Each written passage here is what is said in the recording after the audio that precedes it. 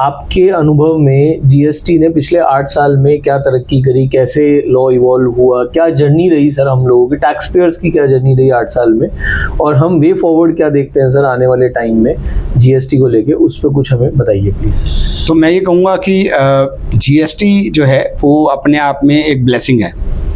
जैसा कि हम सभी लोग जानते हैं, goods and services tax, meaning thereby कि जो भी हमारी गुड्स हैं, अगर आप कोई भी सप्लाई करते हैं, चाहे वो गुड्स की करते हैं या सर्विसेज की करते हैं, उस पे लगने वाले टैक्स को हम बोलते हैं जीएसटी।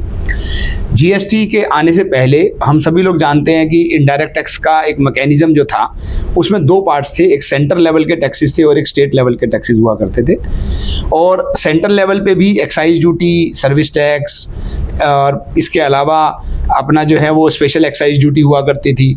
अगर हम वैट की बात करें स्टेट लेवल पे तो वीएटी था, ऑक्ट्रॉय था, परचेज टैक्स था, एंट्री टैक्स था। तो ऐसे करीबन जो है वो हमारे पास 18 अलग अलग तरह के टैक्सेस हुआ करते थे जो एक बिजनेसमैन को कंप्लाई करने होते थे, depend on the nature of the business.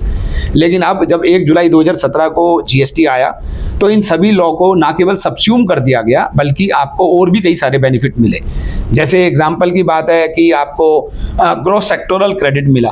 पहले आपको वीएटी के बदले में सर्विस टैक्स का क्रेडिट नहीं मिलता था, लेकिन बाद में आपको सर्विस टैक्स के बदले में वीएटी का, तो अगर आप चार्टर्ड अकाउंटेंट हैं, आपने कोई एक पानी का गिलास खरीदा, बोतल खरीदी, कप खरीदा, तो you are not suppose to get the credit, लेकिन आज आपको जो है वो उसका क्रेडिट मिलने लगा।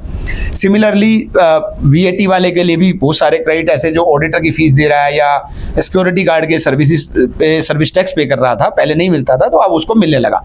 तो वो कहीं ना कहीं पर उसकी जो कॉस्ट होती है वो उसको रिड्यूस कर देता है, क्योंकि आपको जो है वो टैक्सेस का बेनिफिट मिलने लगा।